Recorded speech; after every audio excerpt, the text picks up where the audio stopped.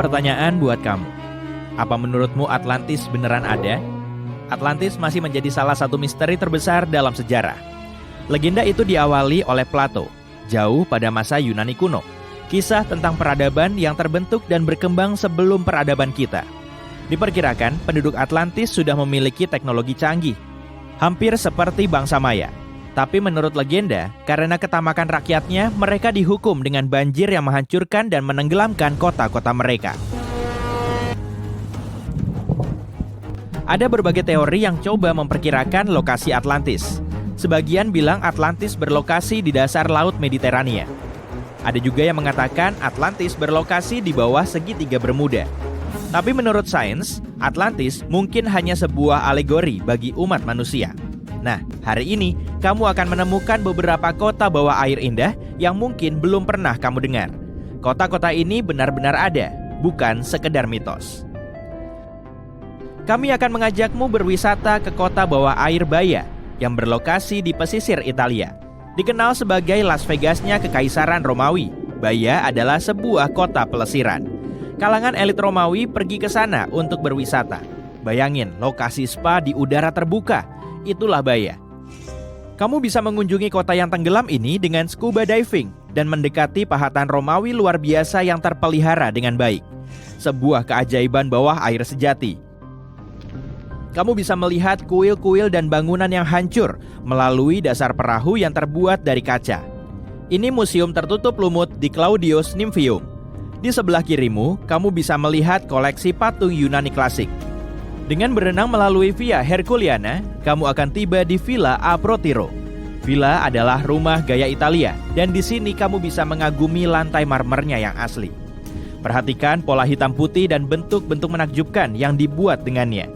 Berikutnya, kamu akan tiba di Portus Julius. Apa kamu bisa lihat struktur dinding runtuh di dasar laut? Ada tiang-tiang yang terpelihara dengan baik serta lantai dari batu kapur. Lihatlah puing-puing pemandian air panas Lakus. Mozaik warna-warni yang tersisa kelihatan sangat indah. Kamu bisa melihat ubinnya yang berwarna oranye, biru, dan hijau saat sudah berada cukup dekat. Di Villa Pila Pisoni, kamu akan melihat 25 pilar Romawi yang masih utuh. Perhatikan struktur lengkung, lukisan dinding di dekatnya, dan banyaknya harta karun yang tersimpan dengan baik ini. Kota ini berlokasi di atas ventilasi hidrotermal alam, jadi ada mata air hangat yang bisa dipakai sesuka hati. Orang-orang pergi ke sana untuk bersenang-senang, dan yang kumaksud dengan orang-orang adalah beberapa kaisar Romawi yang kita pelajari di sekolah, seperti Nero, Cicero, dan Caesar. Tapi pada sekitar abad ke-8, Baia dijarah, dihancurkan, dan kota mewah itu ditinggalkan. Ketinggian air pun perlahan naik, dan kota itu mulai tenggelam. Kamu lagi liburan musim panas di lepas pantai Yunani, 4 jam jauhnya dari Athena, di semenanjung Peloponnes, tepatnya Pavlopetri. Kamu memakai alat snorkelmu dan pergi menyelam di hari yang cerah. Setelah beberapa saat menyelam, kamu mulai melihat pola-pola di dasar laut. 4 meter di bawah permukaan laut, satu persatu mulai terlihat siluet objek yang kamu kenali. Ketika kamu lanjut berenang, sesuatu yang mirip penampakan sebuah kota muncul di depan matamu. Kamu penasaran, bagaimana air bisa menghanyutkan seluruh kota? Bebatuan tampak dibentuk menjadi objek yang mirip dengan fondasi bangunan. Nicholas Fleming, ahli oseanografi asal Inggris yang sedang berlibur di Yunani, adalah orang yang menemukan Pavlopetri. Saat itu, dia sedang mendokumentasikan artefak dasar laut. Tim menemukan situs yang penuh dengan periuk, bejana penyimpanan, dan peralatan. Batu quern misalnya adalah alat untuk menggiling biji-bijian dan mengubahnya menjadi tepung. Banyak bejana Yunani kemudian ditemukan yang mengindikasikan bahwa pemukiman ini berasal dari zaman perunggu, 5.500 tahun lalu, ketika orang-orang mulai tinggal di kota-kota. Diperkirakan, pemukiman ini bertahan selama 2.400 tahun. Kini, Pavlopetri dianggap sebagai kota tenggelam tertua yang pernah ditemukan. Dan kota ini mengesankan karena bukan cuma berupa desa sederhana. Situs ini merupakan kota pelabuhan yang hidup dengan bangunan dari batu, sebuah pasar, jalan-jalan, dan bahkan lapangan. Yuk kita lanjutkan eksplorasi dan cari berbagai rahasia di kota-kota bawah air lain. Kamu menyelam di lepas pantai Kepulauan Ryukyu. Perairan Samudra Pasifik nggak bisa dikatakan tenang. Ada arus kuat yang menarikmu memasuki laut dalam. Tiba-tiba kamu melihat sebuah struktur sangat besar berkat sinar matahari yang menembus sampai dasar laut. Awalnya, bentuknya mirip reruntuhan Machu Picchu di Peru sana. Ketika mendekat, pelan-pelan kamu bisa melihat bentuknya. Struktur berbentuk piramida, lengkung-lengkung, anak tangga. Ini hal-hal yang banyak dijumpai di istana dan kastel. Mungkinkah ini pertanda aktivitas manusia? Yang baru saja kamu lihat adalah yang sekarang dikenal sebagai Monumen Yonaguni. Ini juga disebut sebagai Atlantisnya Jepang. Seluruh monumen itu berukuran sekitar 5 lapangan football dan setinggi bangunan 5 lantai. Fiturnya yang paling mengejutkan adalah terasnya yang luas yang bisa menampung banyak orang. Para penjelajah dan ilmuwan percaya bahwa Yonaguni berasal dari 10.000 tahun lalu. Tapi apakah ini struktur buatan manusia atau formasi alam? Masih diperdebatkan. Bagi ahli geologi laut terbaik Jepang, Profesor Masaaki Kimura, Yonaguni adalah warisan dari sebuah peradaban yang hilang. Kimura sudah menyelam untuk menjelajahi reruntuhan ini lebih dari 100 kali selama 10 tahun terakhir. Menurutnya, ada tanda-tanda jelas aktivitas manusia di bawah sana. Kolam segitiga yang ada di permukaan monumen adalah cekungan berbentuk segitiga yang merupakan simbol historis air mancur di wilayah itu. Ada juga kura-kura raksasa yang dipahat di sisi timur struktur. Dan menurut Kimura, kura-kura memiliki arti kultural penting.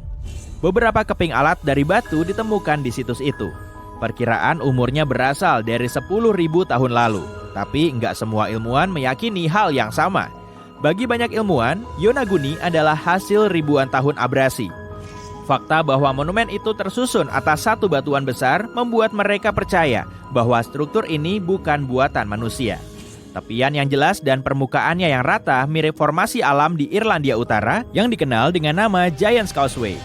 Kolom-kolom batuan basal yang saling mengunci mirip reruntuhan istana, tapi ini adalah hasil aktivitas gunung berapi di wilayah itu.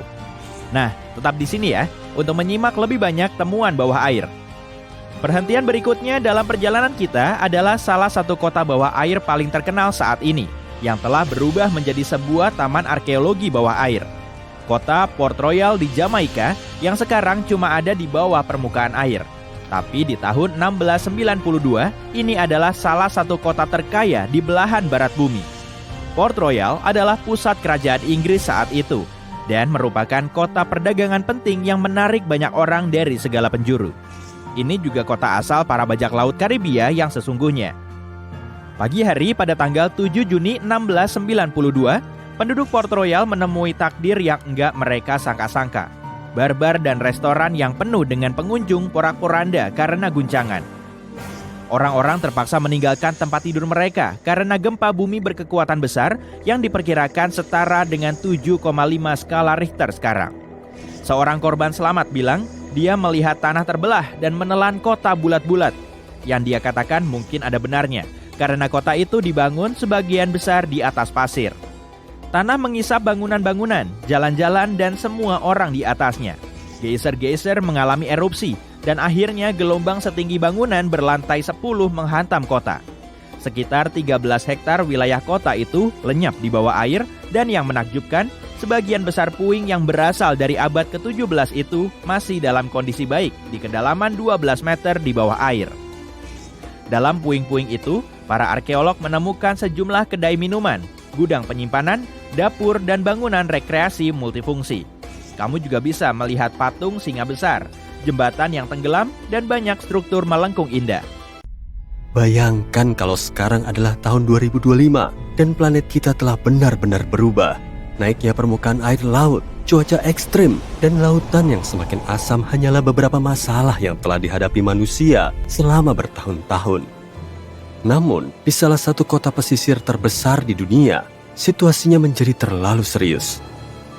Hari itu adalah hari yang cerah di bulan Juni ketika gempa bumi besar mengguncang kota hingga ke intinya. Tanah di bawah kaki orang-orang bergetar dan berguncang, dan bangunan-bangunan bergoyang berbahaya. Orang-orang berlarian di jalanan dengan panik, mencoba mencari tempat yang aman. Namun, begitu tanah mulai tenang, penduduk kota menyadari bahaya yang sebenarnya. Dinding air setinggi hampir 100 kaki mengalir deras ke arah kota, didorong oleh kekuatan gempa. Tsunami menghantam kota dengan kekuatan yang tak terbayangkan. seluruh pemukiman di kota itu lenyap dan ribuan orang kehilangan nyawa. Namun disinilah menariknya. Setelah bencana tersebut, pemerintah kota menyadari mereka nggak bisa membangun kembali kota seperti semula. Mereka harus lebih siap menghadapi potensi bencana berikutnya. Maka, mereka membuat sebuah proyek yang sangat ambisius, membangun sebuah kota bawah air.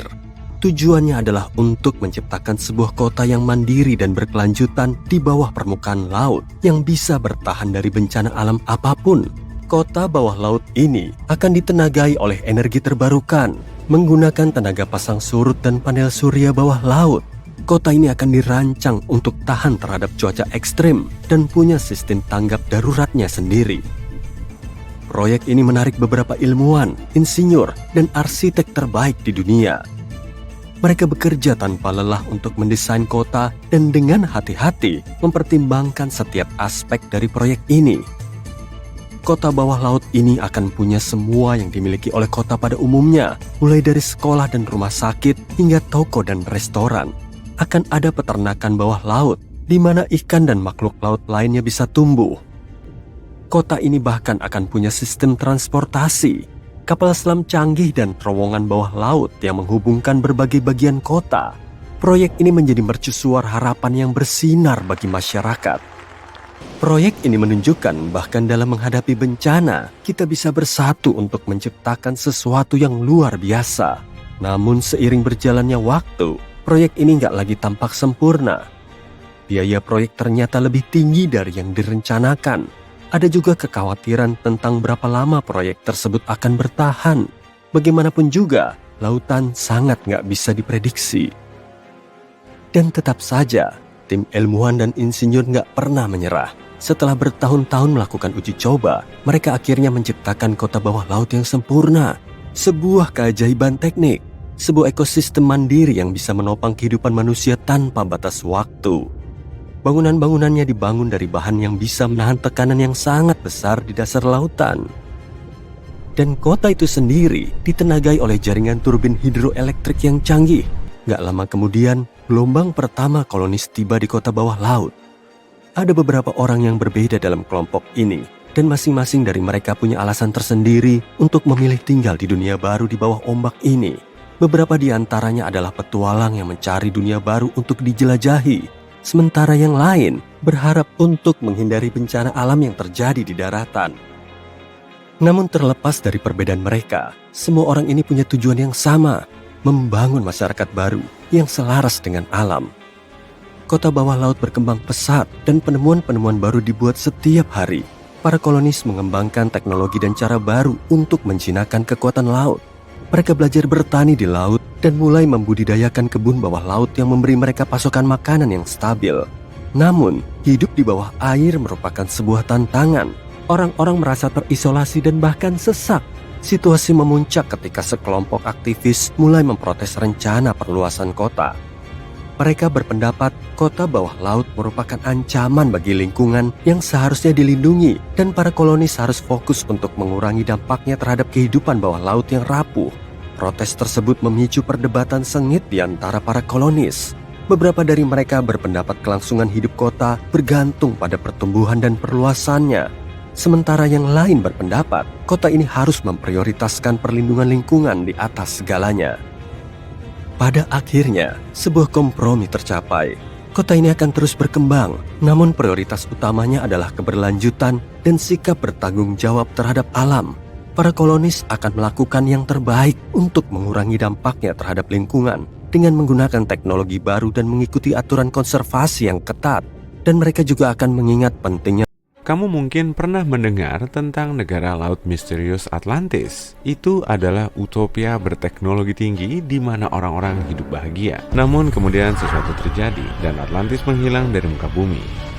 Banyak yang percaya kota ini terletak di dasar Samudra Atlantik. Tapi bagaimana kalau selama ini kita mencari di tempat yang salah? Bagaimana kalau kota ini berada di tempat yang berbeda dengan tempat yang selama ini dicari? Bagaimana kalau selama ini Atlantis berada di tengah-tengah gurun Sahara? Nah, teori yang gak terduga ini punya beberapa bukti. Tapi untuk mempelajari versi ini, pertama-tama kamu harus memahami apa itu Atlantis dan bagaimana kita mengetahuinya. Kota misterius ini pertama kali disebut pada 360 sebelum Masehi. Filsuf kuno Plato menulis tentang Atlantis. Karyanya, Dialogues, menggambarkan Atlantis sebagai sebuah negeri yang kaya dengan teknologi canggih. Penduduknya sangat kuat, cerdas, dan cantik seperti manusia super. Dia menjelaskan secara rinci struktur kota tersebut, dan ini adalah alasan utama kenapa banyak orang percaya akan keberadaan Atlantis. Menurut catatannya, bangsa Atlantis membangun tempat ini dalam beberapa lingkaran konsentris dari batu hitam dan merah. Kemudian mereka menutupi lingkaran-lingkaran ini dengan kuningan, timah, dan logam mulia.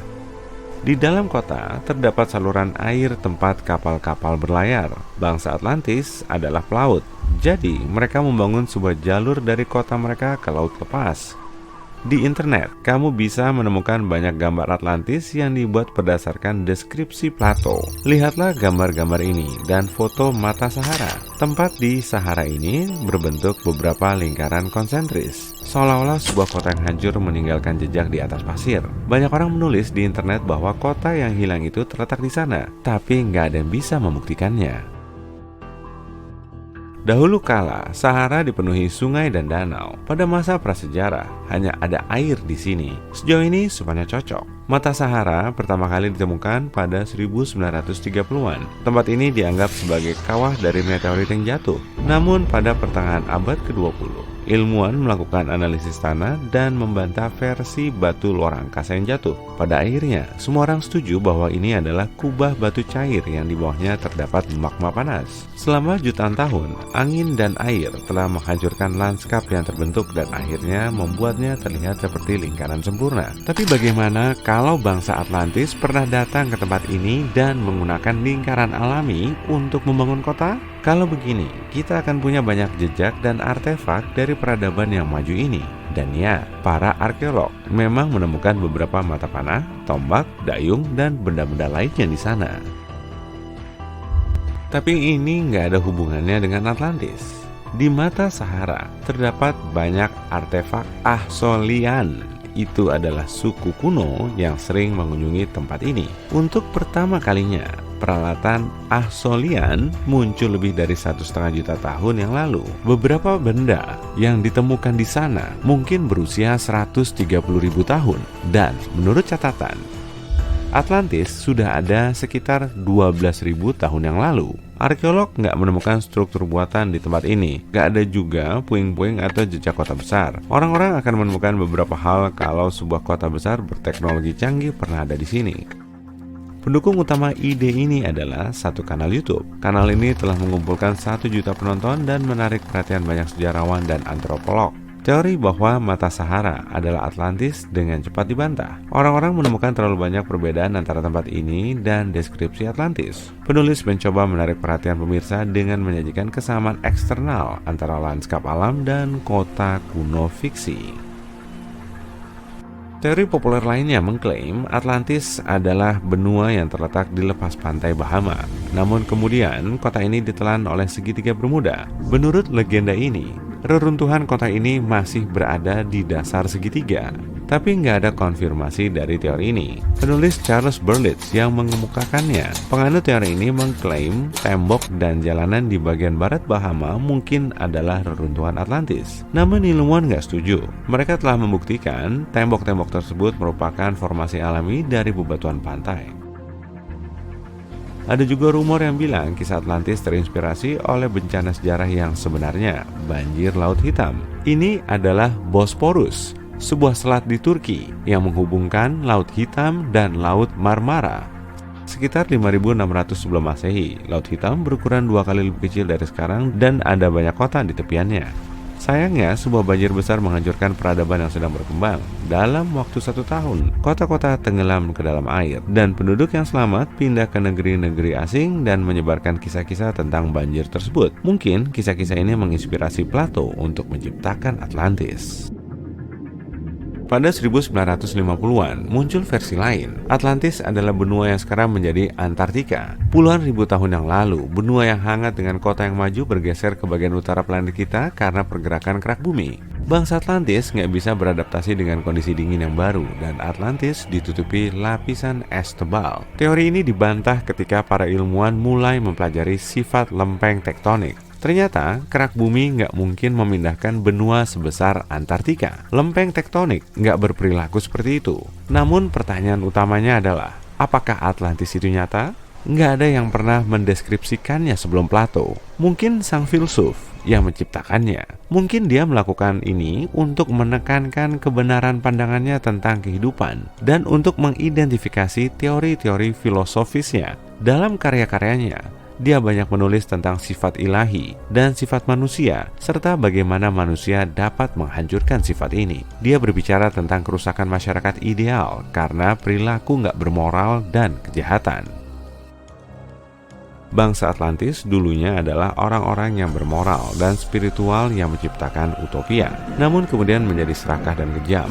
Mereka menghancurkan sifat batin mereka, dan akibatnya mereka harus menyaksikan kehancuran kota mereka. Suatu malam, kebakaran dan gempa bumi melanda Atlantis dan menenggelamkan kota itu ke dalam laut. Kekuatan yang lebih tinggi menghukum orang-orang atas perilaku nggak bermoral mereka. Dan Plato juga ingin agar semua orang takut akan kerusakan moral. Namun, dilihat dari deskripsi gempa bumi dan kebakaran, tampaknya Atlantis dihancurkan oleh letusan gunung berapi.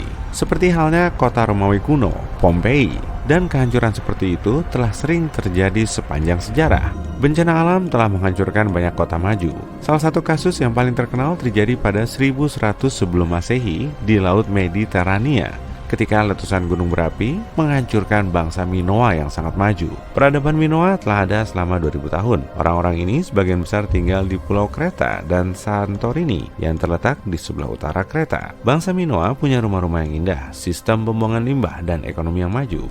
Mereka bertani, menanam buah-buahan dan sayuran, melukis lukisan di dinding, dan membuat perhiasan.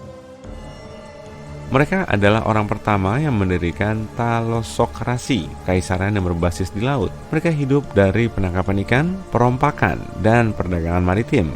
Pada saat yang sama, mereka melakukan ritual-ritual yang kejam dan cara hidup mereka jauh dari bermoral. Mereka sudah terbiasa dengan gempa bumi di Pulau Santorini, jadi mereka memperkuat dinding kota dengan balok kayu. Tapi mereka nggak tahu letusan gunung berapi. Dan ketika bau belerang muncul di udara, mereka nggak menduga bencana yang akan datang. Ketika gunung berapi menumpahkan bertonton lava dan abu, semua penduduk Santorini meninggalkan rumah mereka dan mencoba melarikan diri. Tapi nggak bisa. Letusan dan gempa bumi memicu tsunami. Gelombang besar membanjiri bagian pesisir Pulau Kreta. Hal ini sangat memukul perekonomian bangsa Minoa serta menghancurkan pelabuhan dan dermaga mereka. Lalu, bangsa asing menyerang Kreta dan akhirnya menghancurkan peradaban yang maju itu. Beberapa sejarawan berpikir Plato mungkin saja merujuk pada kekaisaran Minoa ketika menggambarkan Atlantis. Dengan menggunakan mereka sebagai contoh, dia menunjukkan bagaimana tindakan gak bermoral bisa menghancurkan masyarakat. Cermin cek, kamu sudah memakai parka krem. Alat pahatmu sudah di-packing dengan aman. Dan tiket pesawat semalam ke Arab Saudi sudah dipesan. Kamu tahu apa artinya ini kan? Sayangnya, kamu bukan terpilih untuk main dalam film Dune.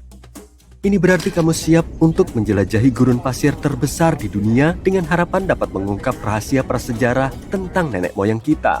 Mari kita luruskan satu hal. Kalau kamu berpikir bahwa gurun adalah area kosong, coba pikirkan lagi. Gurun pasir mungkin dipenuhi dengan pasir sejauh mata memandang, tapi gurun pasir juga menyimpan banyak sejarah. Ya, karena sebelum manusia menetap di kota-kota besar dan kecil, kita adalah orang-orang yang hidup berpindah-pindah dan kita berkelana ke seluruh dunia untuk mencari makanan, air, dan tempat tinggal. Jadi kita pun membuat beberapa hal yang cukup menarik untuk bertahan hidup. Seperti hal yang ditemukan di gurun pasir Arab Saudi ini. Kamu tahu apa ini?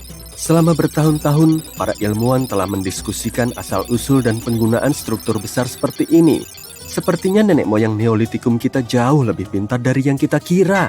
Mereka tidak menghabiskan waktu berjam-jam di sekitar api untuk mengukir senjata dari batu. Tidak, mereka juga mempraktekkan keterampilan arsitektur mereka. Struktur batu besar ini disebut layang-layang gurun, karena kalau dilihat dari kejauhan, ini mirip seperti layang-layang. Para arkeolog telah sampai pada kesimpulan bahwa layang-layang ini digunakan untuk memikat hewan. Cara ini akan memudahkan nenek moyang kita untuk menjamin makanan mereka selama seminggu. Tapi bukan itu saja. Lihatlah struktur monolitik di sini. Ini menunjukkan kepada kita bahwa nenek moyang kita mungkin menggambar cetak biru di atas batu tentang apa yang akan mereka bangun di atas tanah, persis seperti arsitek modern. Layang-layang gurun bisa mencapai panjang berkilo-kilometer, jadi mereka menggambar rencana sebelum benar-benar membangunnya. Yang paling mengejutkan dari semuanya adalah layang-layang ini dibangun bahkan sebelum hal-hal seperti Stonehenge ada, kira-kira sekitar 7.000 hingga 9.000 tahun lalu. Selama dekade terakhir, para ilmuwan telah berhasil mengidentifikasi lebih dari 6.000 layang-layang gurun yang tersebar di Timur Tengah dan Asia Barat dan Tengah. Kalau menurutmu ini nggak besar, coba aja bikin sesuatu yang sebesar ini tanpa bantuan drone. Menurutku sih ini lumayan sulit. Dan ternyata, gurun pasir Arab Saudi dipenuhi dengan hal-hal yang lebih menakjubkan. Para ilmuwan telah menemukan batu yang lebih tua dari piramida Giza di Mesir. Jadi tentu saja, kamu gak sabar untuk memeriksanya. Setuju nggak kalau membawa-bawa batu berat untuk membangun piramida tanpa bantuan teknologi modern terdengar tidak masuk akal? Maksudku, gimana caranya? Sekarang, bayangkan kamu memutar waktu sekitar 2000 tahun ke masa lalu dan menemukan manusia yang membangun struktur raksasa serupa di daerah terpencil. Lihatlah bangunan yang disebut mustatil ini. Ini adalah struktur persegi panjang yang dibangun dari tumpukan batu yang ditemukan di area seluas lebih dari 200.000 km persegi. Beberapa arkeolog percaya bahwa monumen-monumen ini digunakan untuk tujuan ritual. Mungkin semacam prosesi, tempat orang berjalan dari satu ujung dataran tinggi ke ujung lainnya. Aku ingin sekali melakukan hal itu. Sekarang, mari kita beralih ke daerah terpencil lainnya. Kita memasuki lanskap gurun Sahara yang terkenal di dunia. Indah sekali ya. Di sini, kamu akan mengungkap misteri kuno. Sesuatu yang membutuhkan waktu bertahun-tahun bagi para peneliti untuk memecahkannya. Fakta menarik, gurun Sahara adalah gurun pasir panas terbesar di dunia. Luasnya lebih dari 7 juta kilometer persegi. Ini sama dengan 2 kali luas negara Hawaii yang dijajarin. Aku bilang ini adalah gurun panas terbesar karena wilayah gurun terbesar di dunia adalah Antarktika. Tapi kita semua tahu bahwa suhu di sana sangat dingin. Bukan gambaran yang biasa kita bayangkan saat membayangkan gurun. Jauh di dalam gurun pasir, dekat kota Fogo-Reh-Zouah di Aljazair, sesuatu yang aneh ditemukan. Selama beberapa dekade, titik-titik kecil ini muncul di gambar Google Earth, tapi tidak ada yang bisa menjelaskan apa itu. Beberapa ilmuwan yakin bahwa lingkaran-lingkaran ini adalah hasil dari aktivitas minyak di wilayah tersebut. Yang lain menduga bahwa ini adalah Fuhgah Ars atau sumur air kuno. Jumlahnya lusinan, membentang berkilo-kilometer dalam garis lurus. Anehnya, titik-titik ini selalu jauh dari kota, jalan, atau aktivitas manusia pada umumnya. Jadi, untuk apa semua itu? Kalau harus menebak, apa tebakanmu? Ingat kan tadi aku bilang, nenek moyang kita harus kreatif untuk bisa bertahan hidup di padang pasir. Mari kita coba berkhayal ada di posisi mereka selama 1 menit. Bayangkan kamu adalah seorang pemburu pengumpul nomaden yang tinggal di daerah gurun. Kamu menghabiskan hari-harimu berjemur di bawah terik matahari, mencoba menghitung semua butiran pasir di sekitar. Tapi kamu juga perlu makan dan minum air. Tapi bagaimana caranya mendapatkan air di gurun pasir? Tentu saja, kamu bisa berharap untuk terus bertemu dengan oasis setiap minggu atau lebih. Tapi itu tampaknya agak berisiko, bukan? Karena itu orang Afrika Utara menciptakan Fuhgah Ars ini. Fuhgah Ars adalah sistem irigasi berusia 2.500 tahun. Penduduk setempat menggali sumur-sumur dalam di daerah yang lebih tinggi. Cukup dalam hingga mencapai air bawah tanah. Kemudian, mereka menggali lubang-lubang paralel dengan jarak yang teratur. Dengan cara ini, air akan mengalir dari sumur utama, turun ke semua ceruk dan mengairi seluruh area. Para pelancong dapat mampir ke ceruk-ceruk tersebut dan memuaskan dahaga mereka. Mereka juga bisa memelihara ternak dan bercocok tanam. Cerdas juga ya. Meskipun lubang-lubang ini terlihat seperti Fuhgah Ars, tapi penelitian menunjukkan bahwa nyatanya tidak seperti itu. Lubang-lubang ini dibuat dalam satu garis dan bukan dalam bentuk melingkar seperti yang kita lihat sekarang. Jadi, mungkin ini ada hubungannya dengan opsi kedua? Mungkin lubang gurun ini terkait dengan aktivitas minyak di wilayah tersebut? Mari kita lihat lubang-lubang itu dari dekat. Dari Google Earth, lubang-lubang itu tidak terlihat begitu besar, tapi dalam kehidupan nyata, lubang-lubang itu merupakan kawah yang sangat besar. petunjuk untuk mengungkap apa itu sebenarnya tersembunyi di bawah pasir. Kalau kamu adalah salah satu peneliti yang pertama kali mengungkap kebenaran di balik misteri ini, kamu akan menemukan sesuatu yang unik yang tersembunyi di dalam pasir, dinamit tua dan kaleng sarden antik. Setelah menyusun potongan-potongan teka-teki itu, para ilmuwan menemukan bahwa kaleng-kaleng sarden tersebut merupakan model dari tahun 1955 sampai 1960-an. Tampaknya, seluruh tim dari dekade tersebut berkemah saat mereka mensurvei daerah tersebut untuk mencari minyak. Lalu, dinamitnya gimana? Dinamit digunakan untuk survei seismik. Ini adalah teknik lama yang digunakan untuk mengidentifikasi apakah ada minyak dan gas di bawah permukaan. Masih di Afrika Utara, kamu akan menemukan misteri gurun lainnya yang layak untuk dijelajahi. Di dekat kota Tia. Musim panas ini terasa begitu panas ya, nggak kayak yang sudah-sudah. Rasanya seperti marshmallow di atas panggangan yang mendesis. Ya, dunia memang semakin panas, tapi beberapa wilayah selalu melawan suhu tinggi. Ternyata orang-orang menciptakan beberapa penemuan untuk tetap merasa sejuk di zaman kuno juga. Beberapa di antaranya masih berfungsi, bahkan setelah 3.000 tahun kemudian. Mari kita lihat bagaimana cara orang menyelamatkan diri dari panas sepanjang sejarah. Jadi tambahkan es batu ke dalam minuman dinginmu dan bersiaplah untuk mendengar cara orang-orang bertahan dari panas. Omong-omong soal es batu, tahukah kamu bahwa bangsa Persia pernah membuat sistem penyimpanan es? Di padang pasir Persia kuno, orang-orang menemukan ide yang tidak biasa tentang cara mencegah makanan mereka meleleh. Orang-orang Persia yang cerdik ini menemukan sebuah trik fisika yang memungkinkan mereka menciptakan es di tengah gurun. Mereka menyebut struktur dingin ini yakals, yang pada dasarnya berarti lubang es. Lubang-lubang es ini bukanlah pendingin biasa. Ini seperti kulkas bawah tanah raksasa. Dari luar, lubang-lubang ini terlihat seperti struktur batu bata lumpur berbentuk kubah. Tapi di dalamnya, ada dunia yang sama sekali berbeda. Lubang-lubang es ini memiliki sistem pendingin penguapan yang ajaib. Pada malam hari, saat gurun menjadi dingin, orang Persia memanfaatkan efek pendinginan radiatif. Mereka membuat parit-parit yang dirancang dengan cerdik untuk menampung lapisan air yang tipis. Air pun membeku menentang panasnya gurun. Kemudian ada area penyimpanan persegi bawah tanah. Bangsa Persia mengumpulkan air es yang mencair dari parit-parit yang sejuk ini. Dan pada malam hari, mereka membekukannya lagi, memanfaatkan dinginnya gurun pasir secara maksimal. Untuk menambah efek pendinginan, mereka membangun dinding guna menaungi area penyimpanan dari teriknya sinar matahari di siang hari. Dan bukan hanya itu saja, mereka memiliki alat penangkap angin fantastis yang disebut badger, yang menangkap angin dan mengarahkannya langsung ke dalam lubang es. Udara segar ditambah angin sejuk, kombinasi yang luar biasa. Mereka bahkan memiliki saluran air rumit yang disebut kanat untuk membawa air ke lubang es dan rumah-rumah yang jauh dari pegunungan terdekat. Seiring berjalannya waktu, yakal ini terlupakan dalam sejarah dan teknologi modern mengambil alih. Tapi ada kabar baik juga. Beberapa orang hebat di Iran sedang merestorasi pendingin kuno ini. Jadi kalau kamu berada di padang pasir, jangan lupa untuk mengunjungi tempat-tempat menakjubkan ini dan menyaksikan kejeniusan bangsa Persia kuno secara langsung. Sekarang aku ingin lebih fokus ke penangkap anginnya, karena ini tidak hanya membantu membuat es batu, tapi juga berfungsi sebagai sistem pendingin.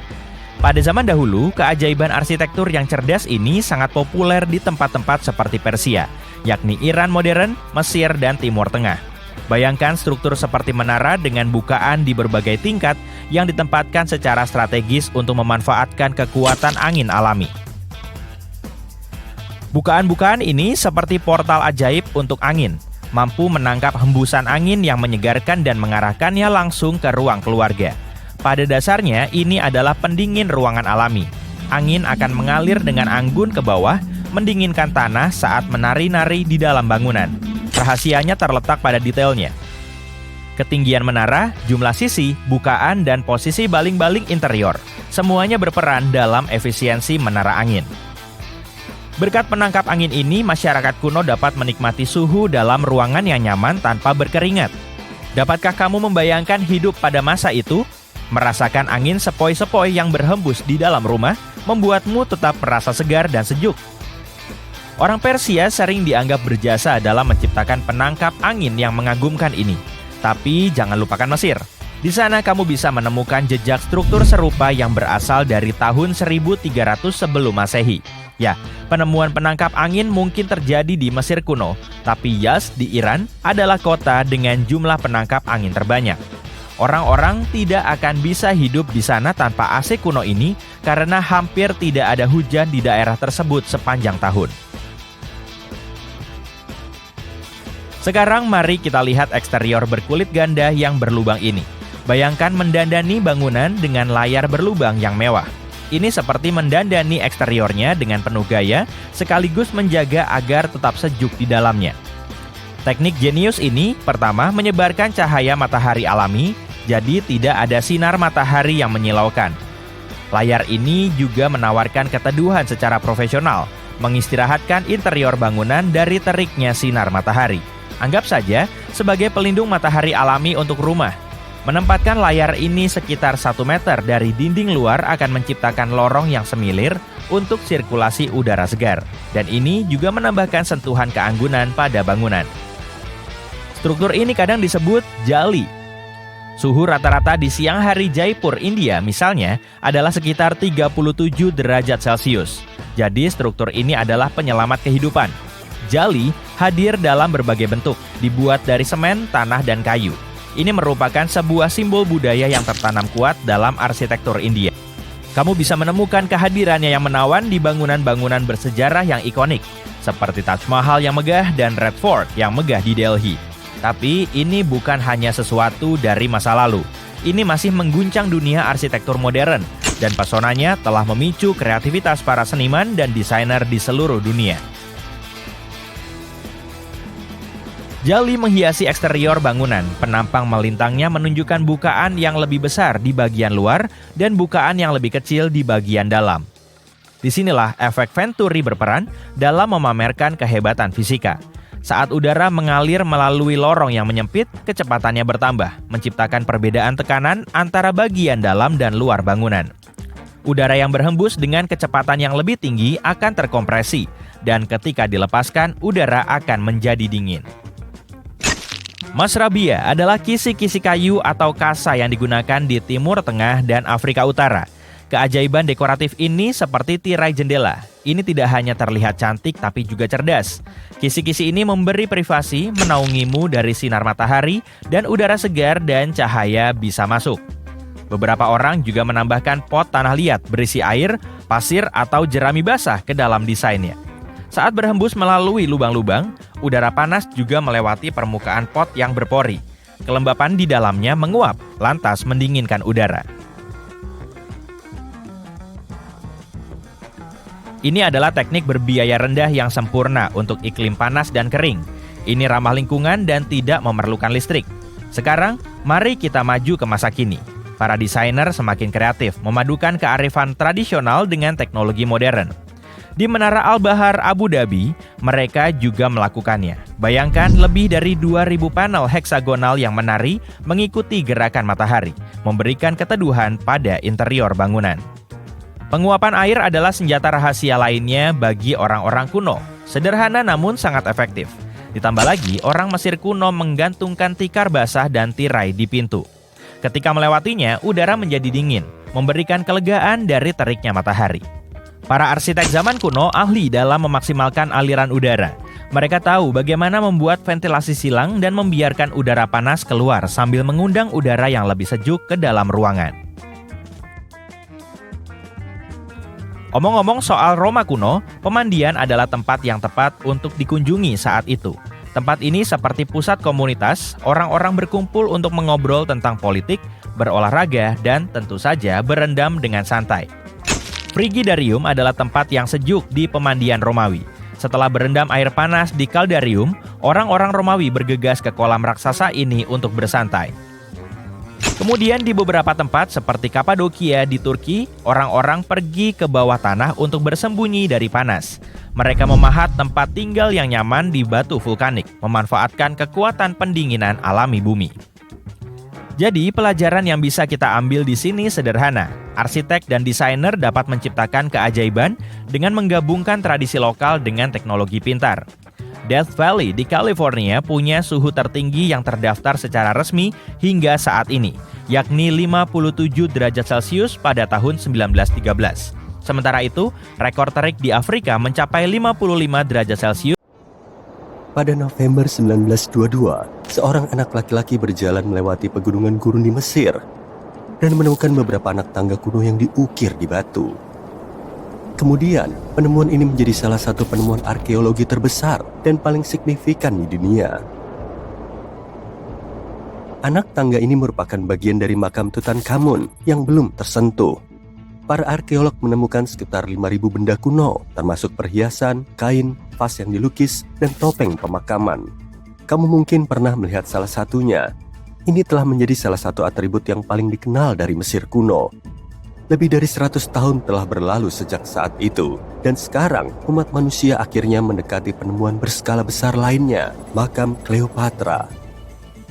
Ratu ini adalah penguasa aktif terakhir dari kerajaan Ptolemeus di Mesir, yang duduk di singgasana dari tahun 51 hingga 30 sebelum Masehi.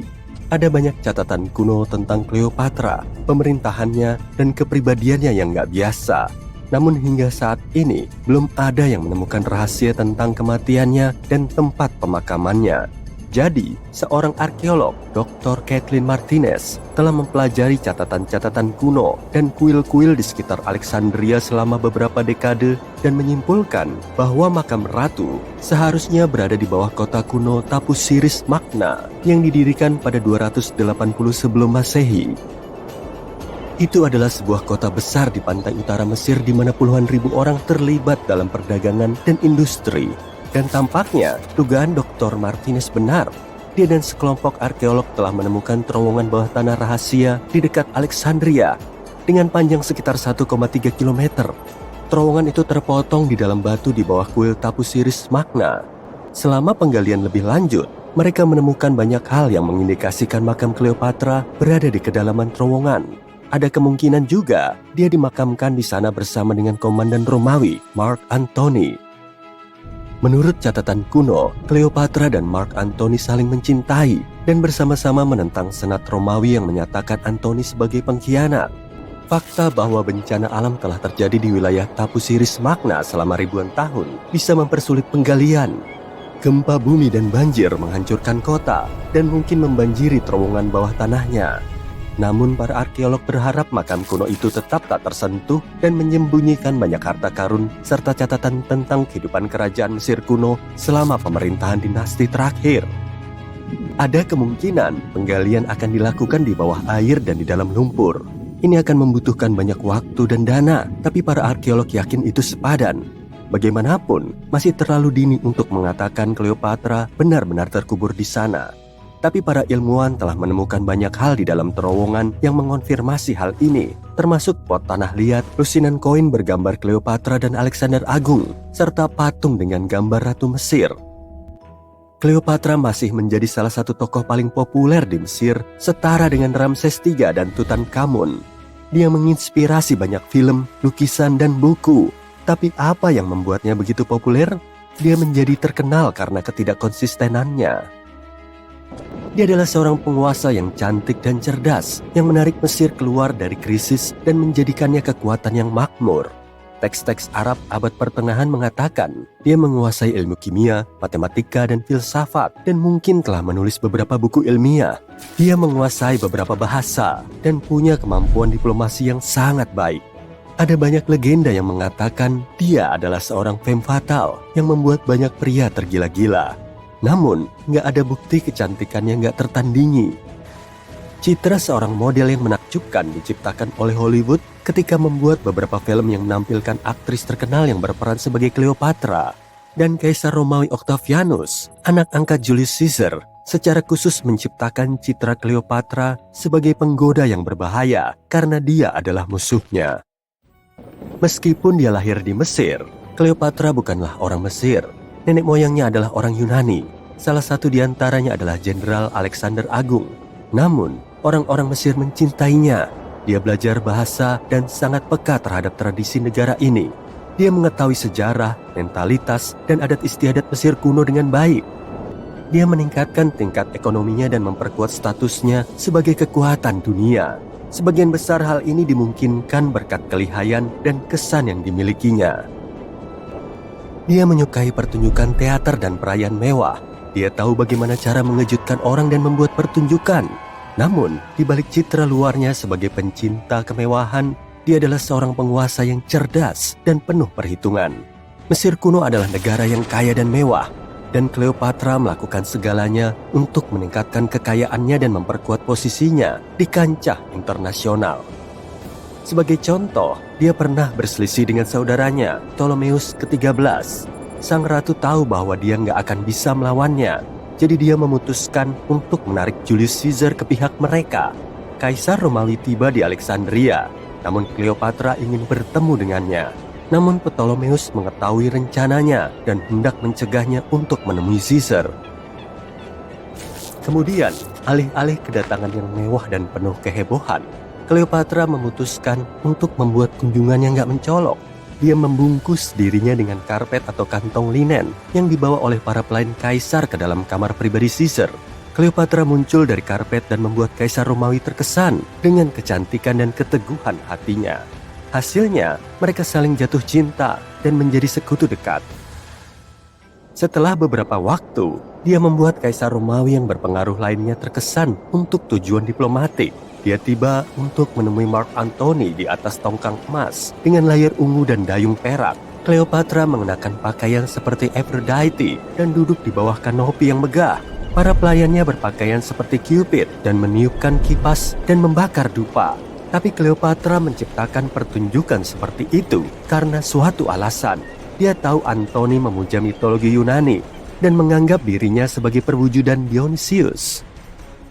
Hasilnya, dia sangat terkesan dengan wanita ini dan akhirnya menikahinya. Cleopatra mempertahankan mahkotanya, memperkuat aliansinya dengan Roma, dan melahirkan 3 anak bagi Antony.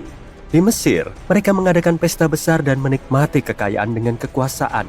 Namun hubungan seorang pejabat tinggi dengan Ratu Mesir menyebabkan skandal di Roma.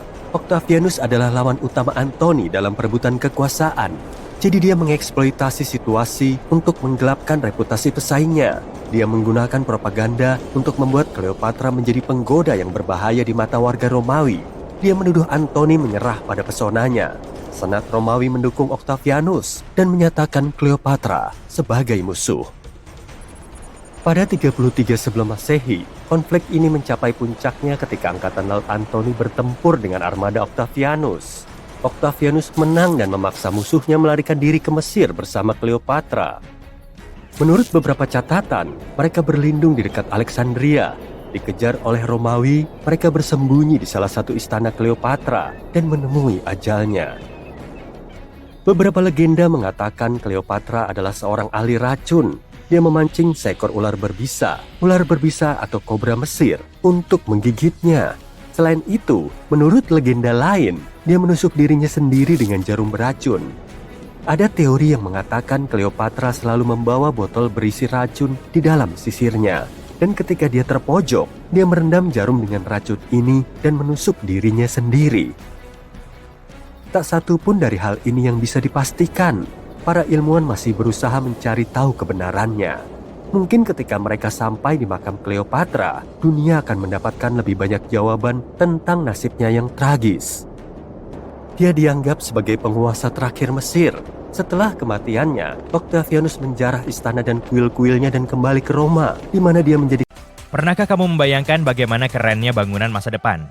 Nah, tunggu dulu. Karena kecerdasan buatan akan merevolusi dunia arsitektur. AI adalah sahabat yang hebat. AI dapat memberikan para arsitek alat bantu yang luar biasa untuk menciptakan bangunan menakjubkan yang nggak hanya menakjubkan tapi juga ramah lingkungan dan sangat efisien. Jadi, mari kita lihat seperti apa masa depan kita yang indah. Pertama-tama, kamu tahu bagaimana kota bisa menjadi sangat sibuk dan membuat kewalahan kan? Nah, coba tebak. AI hadir untuk menyelamatkan hari dan membuat kota kita menjadi sangat pintar. Bayangkan, kamu melaju di jalan dengan mobil terbangmu. Ya, kita akan memilikinya. Berkat AI, lalu lintas akan mengalir seperti mimpi. Gak ada lagi kemacetan yang tak berujung. kota ini tahu di mana lokasi-lokasi yang paling mungkin terjadi tindak kriminal dan mengambil langkah proaktif untuk membuat kita tetap aman.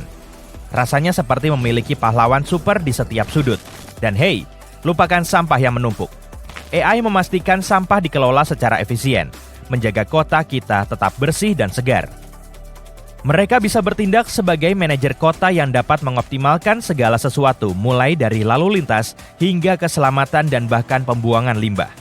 Mereka dapat menganalisis banyak sekali data dari berbagai tempat, seperti sensor dan media sosial. Dengan semua informasi tersebut, mereka dapat membantu perencana kota untuk membuat keputusan brilian yang membuat hidup kita menjadi lebih baik. Oke, jadi kamu berjalan-jalan di jalan, dan matamu langsung terpesona oleh bangunan yang luar biasa. Lekukan dan fiturnya yang futuristik membuatnya menonjol dari yang lain. Dan gak hanya menarik perhatianmu, tapi juga membuat alam menyukainya. Kamu mungkin mengira bahwa ini dirancang oleh arsitek jenius, namun kamu nggak tahu bahwa ini sebenarnya adalah kolaborasi antara manusia dan kecerdasan buatan. Bayangkan, memiliki seorang teman desain super pintar yang bisa menghasilkan ribuan ide bangunan luar biasa dalam sekejap mata. Itulah yang dilakukan oleh perangkat lunak desain berbantuan AI untuk para arsitek. Perangkat lunak ini dapat menghasilkan dan menilai banyak sekali pilihan desain. Mereka mempertimbangkan hal-hal seperti bahan terbaik untuk digunakan dan penempatan yang sempurna untuk bangunan. Selain itu, dengan menganalisis data dan menghitung angka, algoritma dapat membantu mengoptimalkan desain bangunan. Mereka dapat memastikan meminimalkan penggunaan energi, menghemat air dan mengelola limbah dengan baik. Setiap bangunan berusaha untuk mengurangi biaya, menghemat energi, dan mempromosikan dunia yang lebih baik. Hasilnya, karya arsitektur yang sangat indah dan sangat praktis. Lanskap kota di masa depan akan dihiasi dengan bangunan-bangunan yang mengagumkan ini. Oh, tapi itu belum cukup mengesankan bagimu? Nah, bagaimana dengan bangunan futuristik yang menakjubkan yang tampaknya menentang gravitasi? Bangunan ini nggak terbuat dari batu bata dan mortir tradisional. Oh, tidak.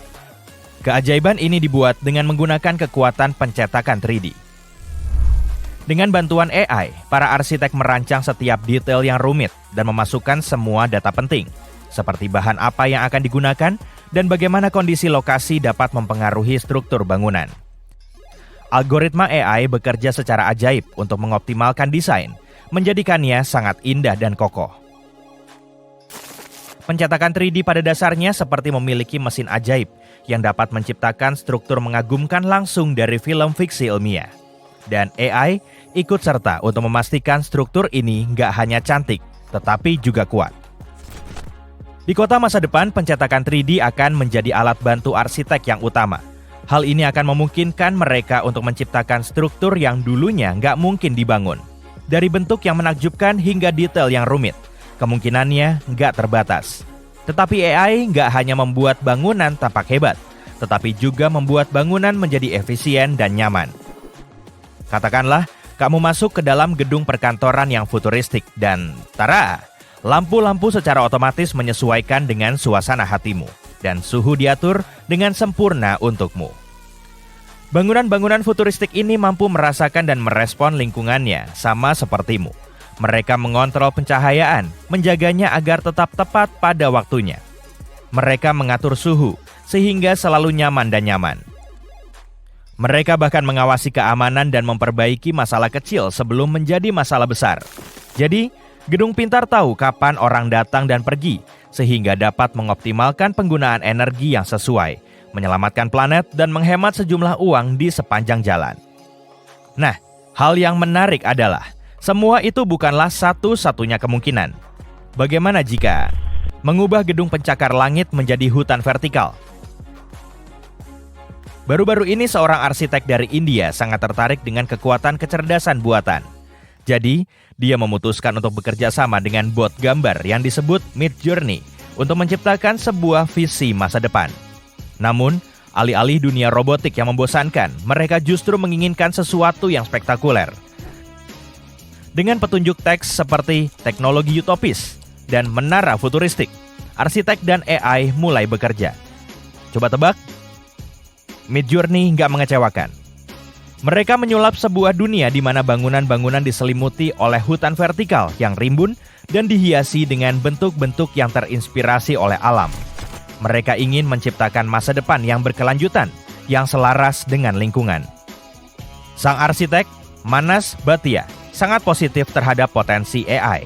Dia nggak melihatnya sebagai ancaman bagi pekerjaannya, tetapi sebagai alat yang ampuh untuk perubahan positif.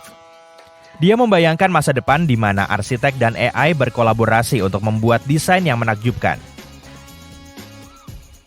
Dalam proyeknya, Bhatia bahkan meminta AI untuk membayangkan struktur simbiosis dan berlubang, dan AI merespons dengan gambar apartemen yang terletak di dalam pohon yang berlubang. Bayangkan, sebuah dunia di mana bangunan itu sendiri menjadi bagian alam yang hidup dan bernapas. Bhatia percaya, alam harus memainkan peran besar dalam arsitektur.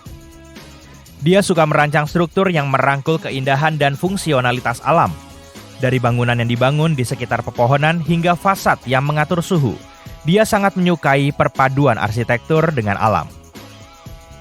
Dengan arsitek seperti Bhatia dan kekuatan super AI, masa depan kota akan menjadi luar biasa. Jadi, bersiaplah untuk masuk ke dunia di mana alam dan teknologi hidup berdampingan dalam harmoni yang sempurna. Ini adalah mimpi yang kita nggak sabar untuk melihatnya menjadi kenyataan.